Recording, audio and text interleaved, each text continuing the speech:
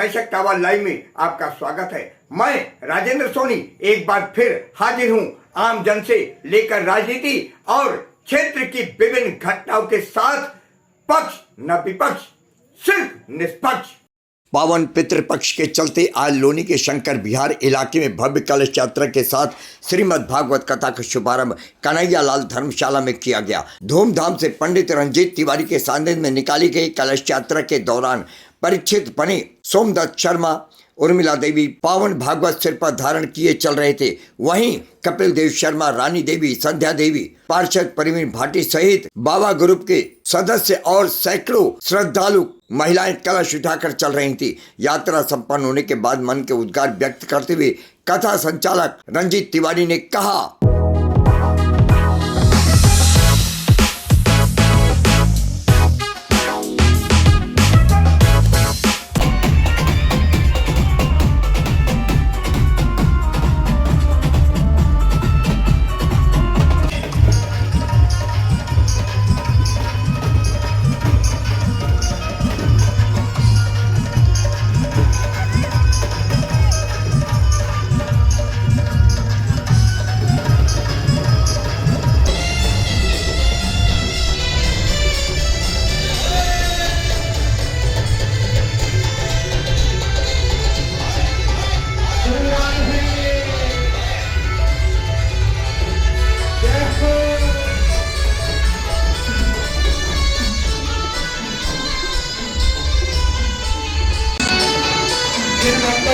है यात्रा में कलश यात्रा में सभी एक बार हाजिरी लगाएंगे।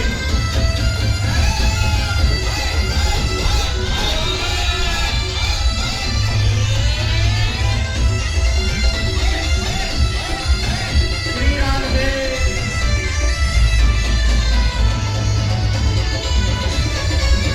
ठाकुर जी कन्हैया जी को लगवाएं।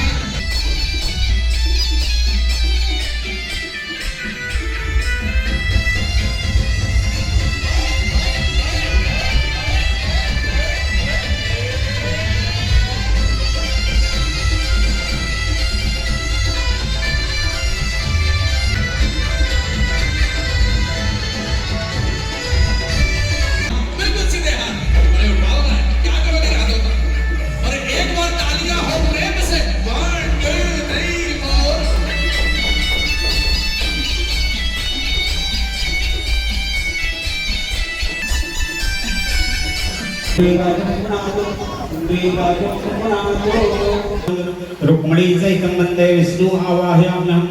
ओम शान्ताकारं भुजगशयनं पद्मनाभं सुरेशं विश्वाधारं गगनसदृशं मेघवर्णं शुभांगं लक्ष्मीकान्तं कमलनयनं योगाभिध्यानगम्यं वन्दे विष्णु भवभयहरं सर्वलोकैकनाथं। ओम नीलाम्बुजश्यामलकोमलांगं सीतासमारोपितवामभागं पाणौ महासायकचारुजापं नमामि रामं रघुवंशनाथं।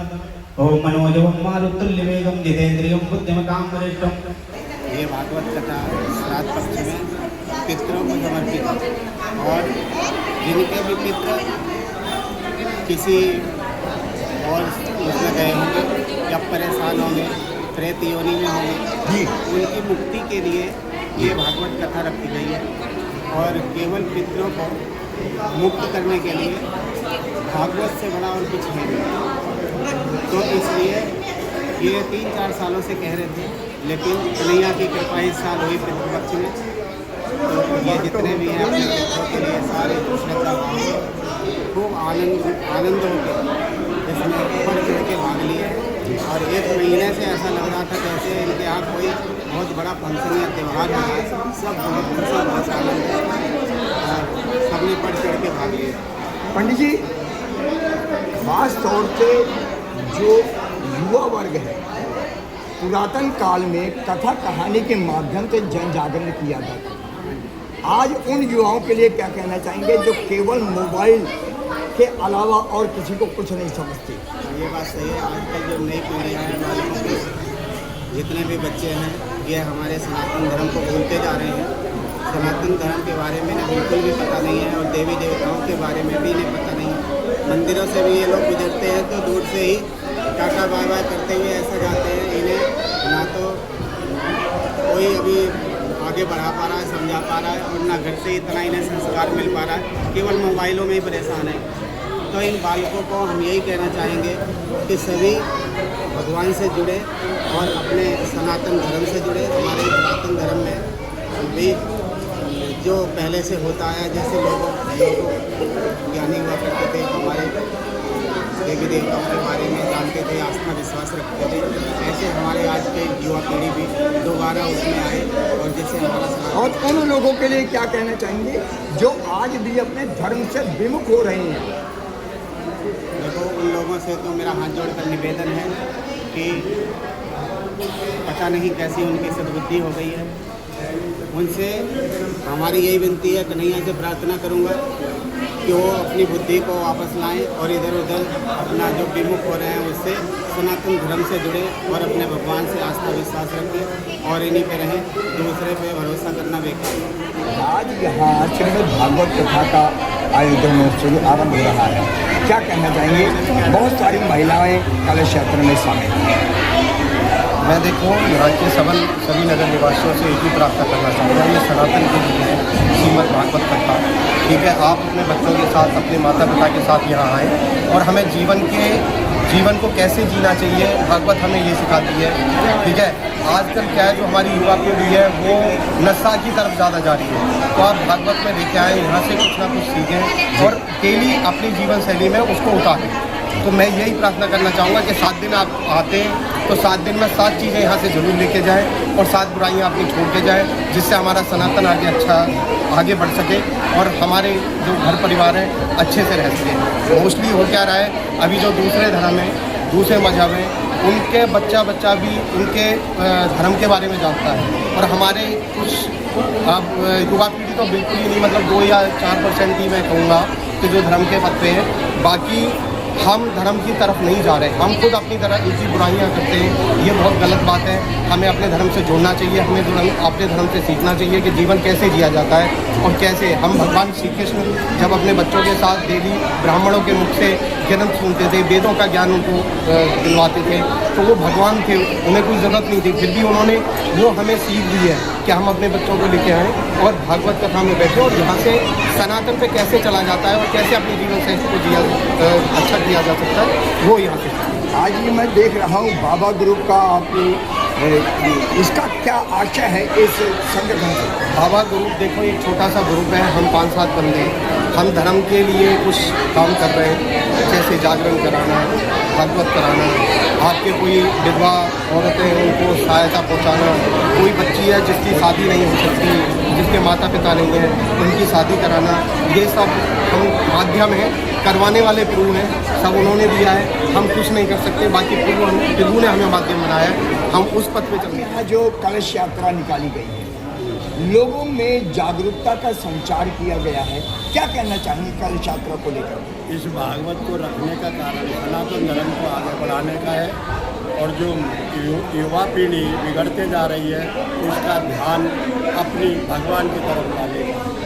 जब भगवान की तरफ ध्यान आएगा तो अपने माँ बाप को जान पाएंगे तो सनातन धर्म आगे बढ़ता जाएगा। अभी लोगों की इतनी भूल होते गई है, भूल गए भगवान है कौन माँ बाप है, माँ बाप की क्या इज्जत है, माँ बाप की क्या वैल्यू है, सनातन धर्म में भूले जा रहे हैं। उस सनातन धर्म को जागरूक रखने के लिए दोबारा से इसकी रचना की गई है भागवत की। शायद कुछ हो सकता है 10% 20% भागवत पर से सनातन धर्म का फर्क जरूर पड़ेगा। मुझे आशा है कि युवा पीढ़ी पर सनातन धर्म का अवश्य फर्क पड़ेगा, इसलिए ये आयोजन को रखा गया है, कोशिश करा है भगवान की शरण में आकर। हम तो आ चुके लेकिन सबको आगे बढ़ाकर शरण में लाना चाहते हैं, जिससे भगवान और हमारे जन्मदाता माता पिता भी खुश रह सकें और पितरों को, पूर्वजों को ये श्राद्ध के टाइम पे कथा रखी गई है, सबका कल्याण हो ऊपर वाला। क्षेत्र के लोगों में संस्कार सनातन धर्म के, उन संस्कारों को जागरण करने के लिए आज यहाँ भागवत कथा का आयोजन हुआ, कलश यात्रा निकाली गई। क्या कहना चाहेंगे उस कलश यात्रा को लेकर के, जो गली को जो संचालित है? कलश यात्रा एक भव्य और दिव्य कलश यात्रा थी। देखो आज बहुत दिनों से भागवत जी का कहीं भागवत जी कहीं मंगलों की भागवत कथा श्रीमद् भागवत कथा बहुत दिनों के बाद यह हुई है। लोगों में हर्ष और उल्लास था कि हम कलश यात्रा में शामिल हों। और ये क्या अभी पितृपक्ष चल रहा है, तो यम लोग से हमारे सभी पितृ धरती में आए हुए हैं, जब सब लोग आए हुए हैं। सब लोग चाहते हैं कि हमारे पितरों की भी मुक्ति हो, तो वो कैसे हो, उसका एक ही माध्यम है मुक्ति का, श्रीमद् भागवत। तो सब ये जो श्रीमद् भागवत का आयोजन हो रहा है ये प्रभु की कृपा से हो रहा है, कोई करने कराने वाला नहीं है, सब प्रभु कराने वाला।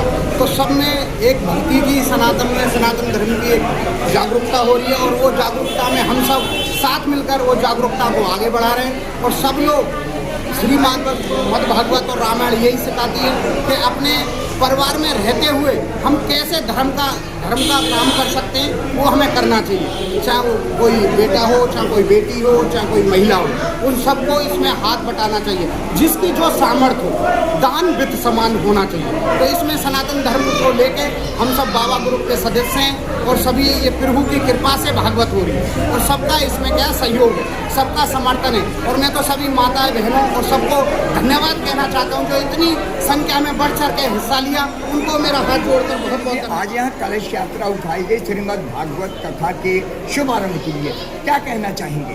बहुत अच्छा लगा। और जो कलश यात्रा में शामिल हुए उन लोगों के लिए क्या कहना चाहेंगे जो अभी भी दूर रहते हैं ऐसी चीज़ों से? नहीं रहते, सब अच्छा लग रहा है, सबको अच्छा लग रहा है, सब दूर से ही आए हुए हैं, सबको अच्छा लग रहा है जी। यहाँ पर आज भागवत कथा का शुभारंभ हो रहा है, क्या कहना चाहेंगे, कैसा लग रहा है यहाँ? खूब अच्छा लग रहा है, ये हमारे तो भैया भतीजे कर रहे हैं, खूब अच्छा लग रहा है। तो अब से यहाँ हर रोज 2 बजे यहाँ शामिल होगी? नहीं, हम तो यहीं रहेंगे अभी 7 दिन तक। 7 दिन तक यहीं रहोगे, पूरा आनंद लो? हाँ, आनंद लेंगे, हमारे भैया भतीजे हैं, वो करवा रहे हैं जी। आप क्या कहना चाहेंगे, 7 दिन कथा होगी, उसके अंदर क्या ऐसा करेंगे जिससे आपका मन यहाँ रम सके? देखो भगवान की बढ़िया लगता नहीं, है। भगवान की लीला तो, लेकिन मनुष्य भी तो अपने कर्म करता है ना। हमें तो खूब खुशी है, हमारे भतीजे की बात है, हमारे भाई हैं।